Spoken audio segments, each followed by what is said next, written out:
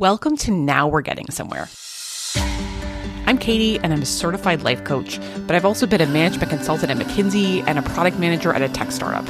In other words, I know what it feels like to have a life that looks pretty good on paper, but doesn't feel as good as I want it to. I help my professional clients develop lives that are more meaningful, happy, and also more successful.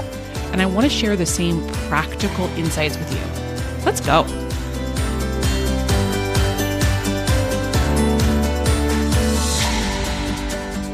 Everybody, I thought that the time had come to do some podcast episodes about journaling. I talk about journaling a lot on this podcast and in my newsletter, and it's all typically in a kind of passing way. I'll sort of mention offhandedly, oh yeah, I've been journaling for 13 years now. Oh yeah, journaling's changed my life. And I haven't really gone into what I mean more specifically by that, because journaling's a really general term. There are a lot of ways to journal. And it is a practice that I also assign a lot to my clients. And over time, I found that when I did assign to clients without more specific instructions, some percentage of the time, they ended up doing a kind of journaling that was not as useful or as impactful as I would have liked it to be for them. Or sometimes they would tell me that they had tried journaling in the past and they didn't like it, or they didn't think it was effective. And when I followed up to kind of ask just, what kind of journaling have you done? It would turn out that what they've been doing was a kind of journaling that, again, I wouldn't say is wildly effective. And I don't personally like to do either. And before we get into anything else, I always want to give the caveat that journaling isn't for everyone. I definitely have some clients who, even after I give them the more specific instructions that I'm going to give in this episode and the next one, they never truly enjoy or feel like they get benefit from journaling. And that's totally fine. And there's lots of other useful practices and tools for them. But I've also found over time that many, many people who start by telling me that they just aren't journalers, at least 50% of the time, those people end up loving journaling. Not everyone. Again, some people continue to not like journaling, and that's totally fine. But just because you think you don't like journaling doesn't necessarily mean that you will end up not liking journaling.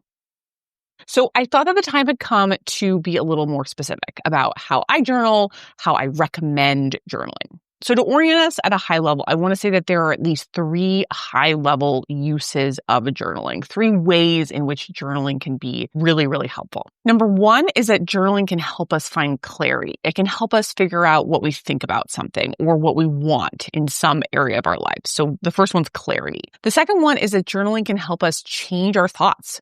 If I have a thought that isn't working for me, and insecurity and anxiety, a belief that I shouldn't do something or that something genuinely isn't possible, journaling can be a really useful tool for cultivating new thoughts. And since our thoughts and our actions are very interlinked, changing your thoughts is also very, very useful if you want to change your actions. So that's the second reason why I recommend journaling. And the third one is that journaling can help us to process feelings. I'm not going to go into a ton of detail on this one because honestly, it overlaps pretty fully with the first thing I mentioned, journaling for clarity. The methodology that you use for both of those is pretty similar, but the methodology that you would use for journaling for clarity, number 1, versus journaling to change your thoughts, number 2, is meaningfully different enough that I thought it merited 2 separate podcasts. So I'm going to talk about journaling for clarity today, which is kind of the starter journaling, the journaling that tends to be the first thing that I have clients do if they haven't really journaled before. And then in my next podcast, I'm going to talk about how to journal and how I journal in a way that genuinely helps you shift your thoughts. So as I said, this podcast today is about journaling for clarity, or journaling to figure out what you want or what you think about something. That's pretty useful, right? I have a lot of folks who come to me craving clarity in one form or another. They want clarity about whether they should leave their job. They want clarity about why they feel low-level, tired, or dissatisfied all the time and what they can do about it. They want clarity about all kinds of things. So I'm going to do 3 things before we're done today. First, I want to share some more specifics about the common mistake that I see many folks make with their journaling. I alluded to it earlier, but I just want to flesh that out. That's number 1. Second, I'm going to share some more detailed instructions about how to do this kind of journaling, including a series of questions or prompts that you can ask yourself. And third, I want to share my own story and my own history with this kind of journaling. I really want to share my testimonial in some form for this kind of journaling. Some of you are probably already, pro journalers, and some of you might be journaling skeptics who maybe have never journaled in your life. So I wanted this episode to be specific enough about the basics that it could be very useful for a novice journaler. So there's going to be a lot of basics here, but I think and I hope that there will still be insights here for everyone, even much more experienced journalers.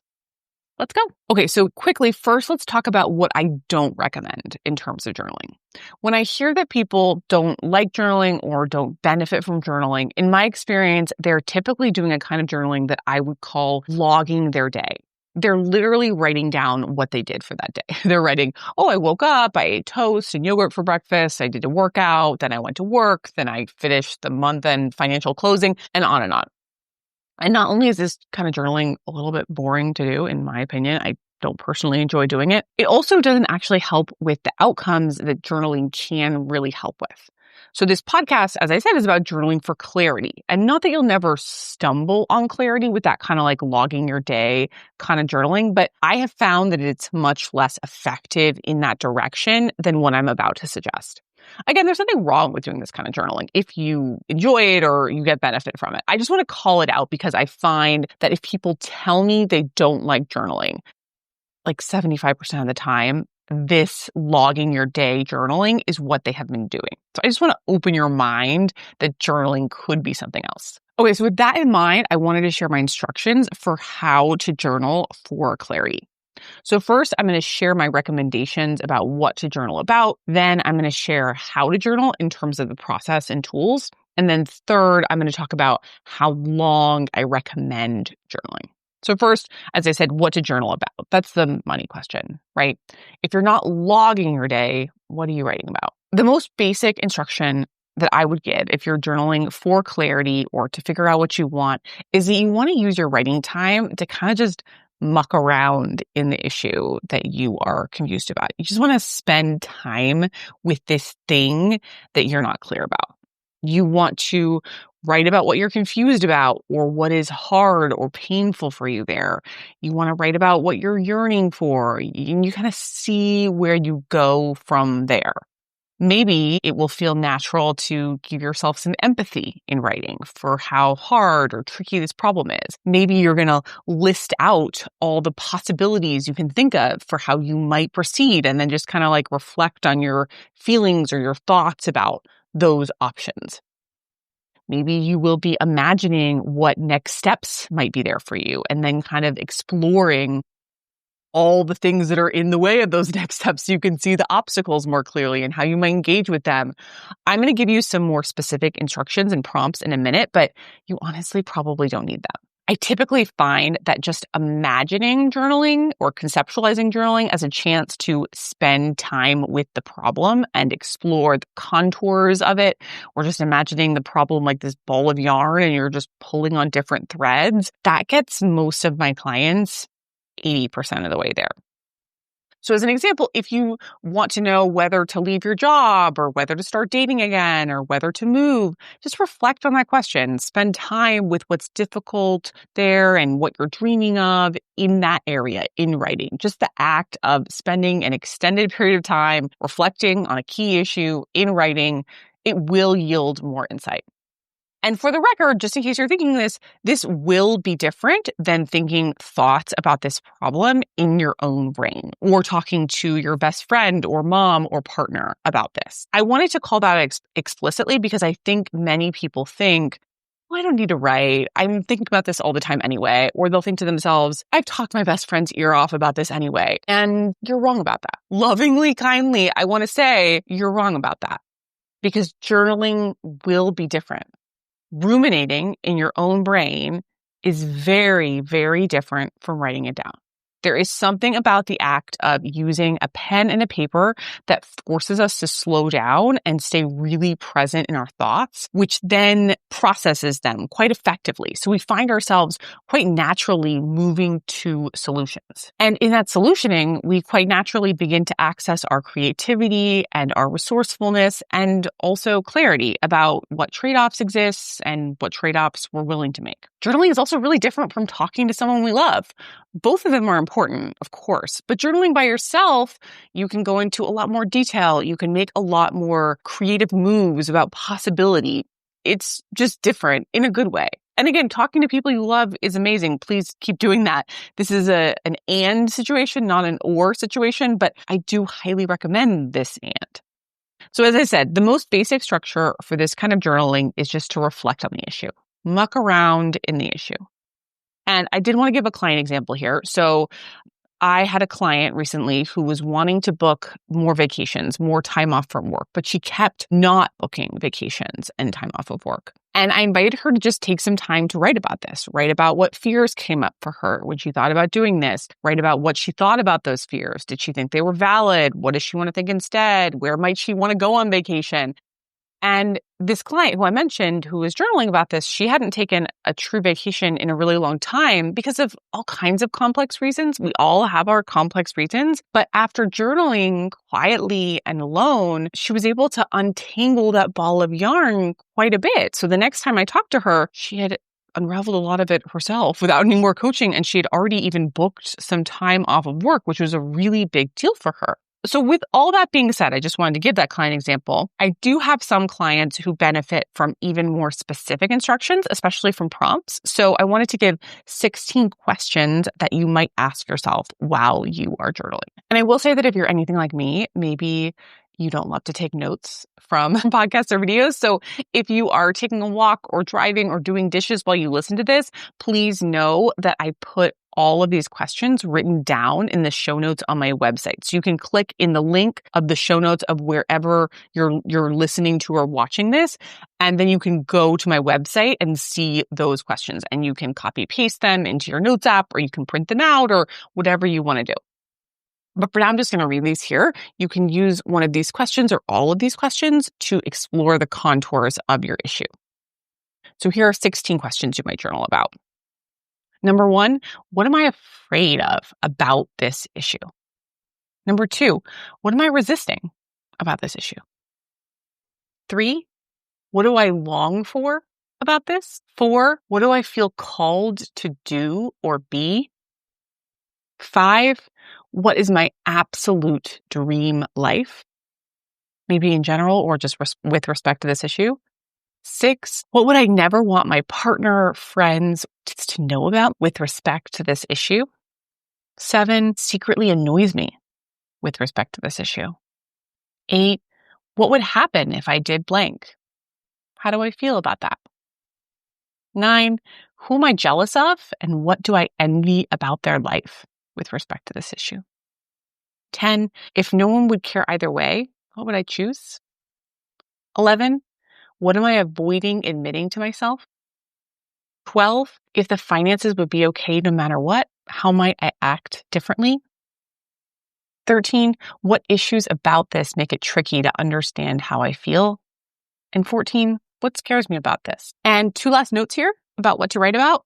First, please don't be rigidly constrained by the topic you came in with. I know that I said that you want to muck around in this issue, and that's true, but also you don't have to be so rigidly contained by the topic. Like if you are writing about, to give my client example, the fact that you're struggling to actually take time off of work, but then that leads you to reflecting on your energy and your friendships and your feelings about your work and your boss, and also you're yearning for more enrichment in your life, even beyond travel. Like maybe you want hobbies in your day-to-day, that's all beautiful. And that's exactly what I want you to do. So when I say spend time with the problem, please don't confine yourself there. But if you do want clarity on something, then yes, start with the problem. But reflecting on that might bring up an important additional insight in other areas of your life. And you probably do want that too. And second, I will say that some people benefit from a more soft startup. Like just getting straight into the problem feels a little intense for them. So they might benefit from giving themselves space to reflect on their day a bit, or just, in general, reflect on things in their lives. And that's okay too. I just emphasize that I don't love logging one's day as the only thing that you're doing, because again, I find that many people who hate journaling or say they don't get benefit from journaling, all they're doing is logging their day. And I want to make sure you avoid that. So that is my overall section on what to journal about. Now let's talk about how to journal.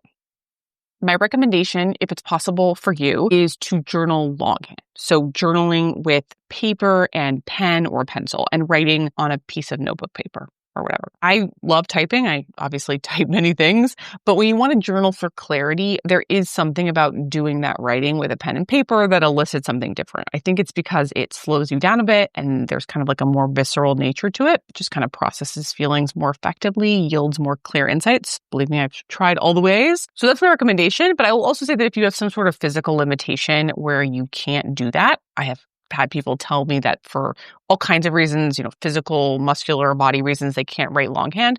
Don't worry, you can type. You will totally still get benefit. But yes, if you're able to write with pen and paper, that's my strong recommendation. So that's how to journal. And finally, I wanted to talk about how long to journal. So there's two different approaches here. One, if you're just trying to get clarity on a really specific issue, then it may be that all you need to do is to sit down and reflect on that specific issue. It might be that one session of journaling, which might range from 15 minutes to an hour, maybe that's enough. Or maybe you'll do a couple of sessions, and that's enough. So that's one approach, just as needed. That can be great. But the second approach, if it's a really sticky, tricky, confusing topic, would be that I would recommend doing a more consistent journaling practice over an extended period of time. So for example, if you journal about a given topic every day for 2 weeks, I can virtually guarantee that you will have a bunch of extremely useful insights that will move you in a meaningful way towards clarity. If you wanted a more specific recommendation for exactly how much to write, my personal favorite writing practice is from Julia Cameron and The Artist's Way. It's called Morning Pages. It's very well known. Cameron suggests writing 3 pages longhand per day. So 3 pages with a pen and paper every day. Obviously, with 3 pages, you're going to cover a lot of different things. You don't have to be quite so narrowly focused on your specific topic. But I would say that if you're wanting clarity on something in particular, my suggestion would be to make sure that every day you bring up the topic that you're wanting clarity on at least once. This practice is called Morning Pages because Cameron recommends doing these pages first thing in the morning. I think that's fantastic. I think it's super useful if you can do it. I personally journaled first thing in the morning for many years, but now I have kids and my life is busier, especially in the mornings. So I often don't do it first thing in the morning. And I find that I still get benefit from it. And I see a lot of clients who, for all kinds of reasons, can't or don't want to do it first thing in the morning. So sometimes they do it in the afternoon or at night, and they still get a lot of benefit too. So I just say this because I don't want you to feel like you have to be so rigid about the morning if it doesn't work for your life. Also, while we're talking about the length of journaling, I will also say that there's often a moment in my experience when you're journaling and you think, oh, I'm done. I have nothing more to say. But if you sit with it for a moment, maybe just gaze out into space, look out the window, zone out even for a moment, you'll find that you have more to write about. I want to mention this because I have a number of clients who, especially in the early stages of journaling, often say, oh, I run out of things to write after 1 page. But the more that they do it, the more that they realize there's more to say. And eventually they have no trouble writing those 3 pages at all. So I just say that if the 3 pages seem intimidating at first, in my experience, the more that you sit with it, the more that you realize you have to say. The final important thing to say here is that journaling is a practice that yields compounding results. Like doing it once is neat and certainly beneficial, and for some topics or challenges, that's all you need. But if you're really stuck or turned around or confused or not sure how to proceed in your life, the most benefit is going to come from more journaling. It doesn't have to be daily. Some of my clients get very perfectionistic about that, so I want to be very clear. But at least several times a week, you're going to get a lot more benefit. So, choose what works best for you and your life and your needs, but know that if you're not getting as much benefit as you want from it, it might be that you're not doing. Okay, so before we finish, I wanted to give my personal story about how this kind of journaling has helped me. I have long been a journaler for acute issues. Like I have these old journals from college when I was super stressed about finals or a guy I liked or something. I would often pick up a journal to kind of discharge those feelings. It was helpful to process my feelings, more like the kind of first approach I mentioned a few minutes ago. But I really started to journal in a consistent way for clarity in an ongoing daily way in my mid-20s. At the time, those of you who know my story know, I had quit my job at McKinsey, I had shaved my head, I had ended things with my boyfriend, and I was unemployed.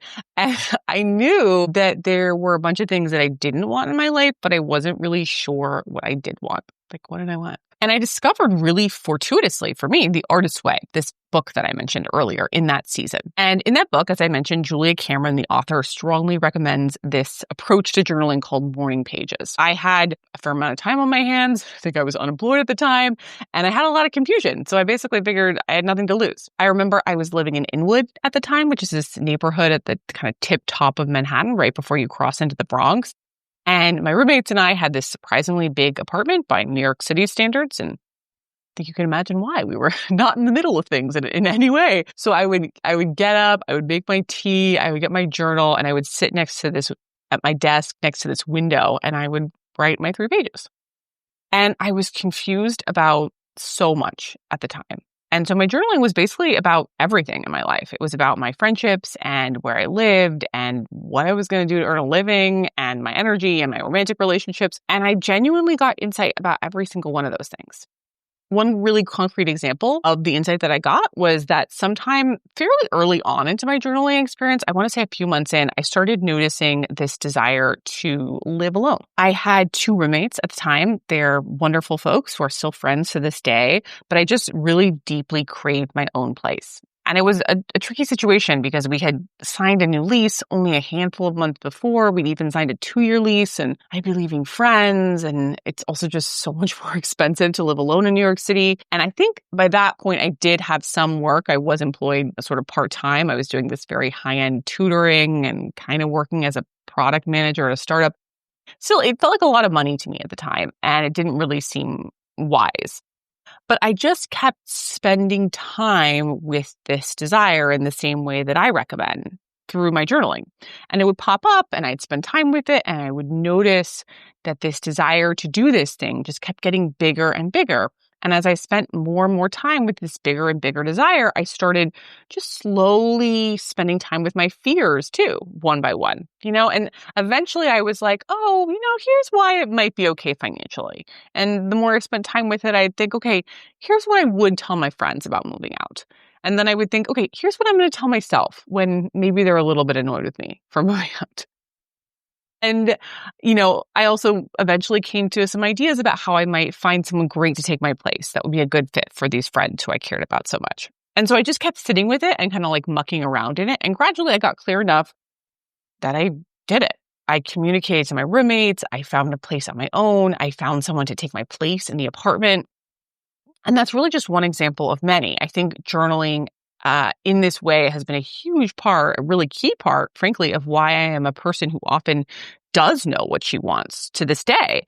And it's also, I think, a big part of why I'm a good coach, because it taught me the skill of understanding in a lot of detail my inner workings. And because I spent so much time with my own inner workings, I am much more easily able to understand other people's inner workings. So honestly, I can't recommend it enough. And team, that's the podcast. That's how I journal for clarity and how I recommend that others do too. And as I said, if you want to journal to process feelings, honestly, this methodology works basically the same way. You just kind of like muck around in your feelings, and usually spending time in the feelings helps you process them and perhaps also have some more clarity about those feelings. And my next podcast, as I said at the beginning, will be about how I journal to shift my thoughts, which I think is a less common use of journaling. So stay tuned for that too. And in the meantime, I'll be rooting for you. See you soon. If you really want to change in a meaningful, lasting way, that's when you need a life coach. Every client I've worked with has had incredibly personalized reasons why they're in the tired or anxious or stuck or uninspired state they're in. Working with me can help you identify those roadblocks, which are usually blind spots that you genuinely cannot see, and implement a profoundly customized, doable plan for overcoming them. I have a very small, high-end, one-on-one coaching practice. If you'd like to be my next client, reach out at katiesiever.com. I'd love to meet you.